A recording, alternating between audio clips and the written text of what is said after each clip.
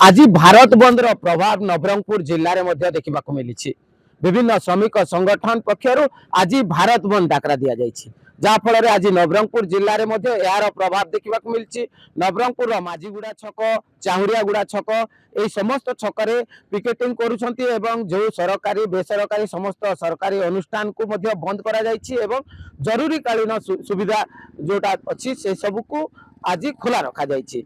तो आम सहित आंदोलनकारी मैंने अच्छा जे मैंने बंद डाकरा देते किसी श्रमिक अच्छा से सहित कथा हवा। सर कहतु आज ये जो बंद डाकरा देते बंद डाकरा केते सफल अच्छा कौन दाबी रही? सर ये बंद डाकराटा बहुत बड़ सफल होती आपण मैंने देखिपारे सर्वभारतीय स्तर में ये बंद डाकराटा सफल हो चलुची। कहीं श्रम कोड हो आमर जो निर्माण श्रमिक हो कि इंडस्ट्रियल श्रमिक हो समस्ते बुझी पार्टी जे ये सरकार प्रत्येक श्रमिक मानना नीति कर चलुची। केवल पुंजीपति मान पाखे हाथ में टेकी दौर जे सरकार जिते संपत्ति अच्छी तुम नहीं जाओ आउ ये श्रमिक प्रेमिक मान जी सब तुम खटाओ ये सब निकी लोक बुझी सारी। तेणुक आमको पूर्ण मात्रा समस्त सहयोग आमको मिलूँ और स्ट्राइक यथेष्ट भाव सफल हो आमर दाबी।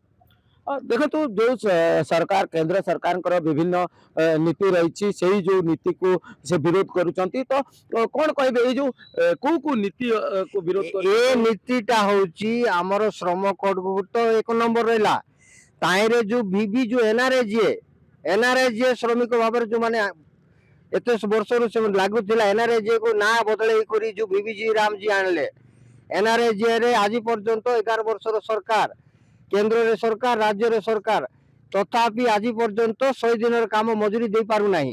एबे गोटे ना बदल कर बीबीजी रामजी बोलिकी से कौन कहूँ ना 125 दिन काम बोलिकी से एटा दिया हम बोलिकी ना बदल किंतु आमे चाहूँ जे पुनरावृत्ति बीबीजी रामजी को प्रत्याहार करी जो एनआरएजीए थिला सेही ना को आगम रखबा पे दाबी करछु। कौन कहे जो बंद को लेकी देखो तो आपण मैंने जानी पेपर बाहर टीवी रे देखुंट विभिन्न प्रकार मीडिया रे मध्य आप देखिपार चाषी मैंने जो प्रकार असुविधा सम्मुखीन होती जोटा कि से मंडी रे नहीं मन इच्छा नहीं कि कटअप करुँच 15 केजी पर्यंत कटअप करुँच जोटा कि 4 केजी कटिवा जगह 15 केजी पर्यंत 20 केजी पर्यंत कटअप कर दौरान एवं आज पर्यंत से पैसा पत्र मिलनी जो द्वारा कि आम बाध्य आज राजरास्त ओल्लैवा लगी बोलिक आम आज स्ट्राइक करुचु। हाँ देखो तो भारत बंद प्रभाव तो निहाती भाव में नवरंगपुर जिले में पड़ी। तो ये जो भारत बंद रे चाषी मानकर आंदोलन चाषी मानकर समस्या एवं चाषी मानकर विभिन्न प्रकार जो समस्या रही कटनी छटनी यही सब को सामिल करा जायछि। नवरंगपुर अजित कुमार नायक, नंदीघोष टीवी।